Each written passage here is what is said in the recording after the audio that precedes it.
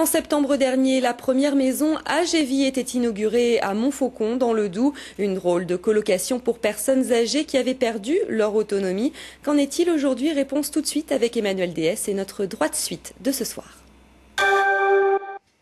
Ni une maison de retraite, ni un foyer logement. Il y a 6 mois, rappelez-vous, nous visitions ensemble cette drôle de maison pour personnes âgées à Montfaucon, dans le Doubs. C'était la première en Franche-Comté, une structure baptisée Âge et Vie. Ici, rien à voir avec un établissement collectif. Au rez-de-chaussée, un vaste appartement commun.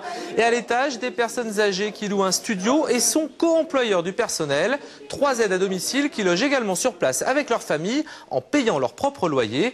Une opération entièrement financée par des investisseurs privés. Et souvenez-vous, tous les colocataires avaient déjà l'air emballés par la formule. J'ai vu pas mal de maisons de retraite, alors j'ai dit je ne veux pas connaître ça. Hein. C'est triste, ça, la maison de retraite. On a plutôt l'habitude culturellement de voir des colocations d'étudiants. Ici, c'est une colocation de personnes âgées, voire même très âgées.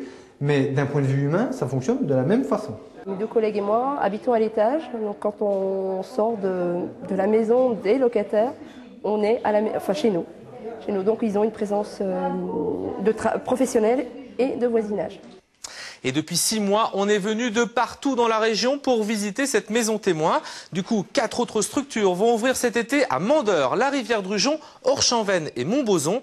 Une autre encore à Mandeure à la fin de l'année. Résultat, 16 créations d'emplois d'aide à domicile. Et ce n'est pas fini. 7 autres maisons seront construites en 2010 en Franche-Comté. Paris réussit donc pour Âge et Vie, qui table maintenant sur 5 constructions par an en moyenne. Seul bémol à Montfaucon, les premiers colocataires en ont un petit peu assez de toutes ces visites. Ils aimeraient pouvoir enfin rester tranquilles chez eux.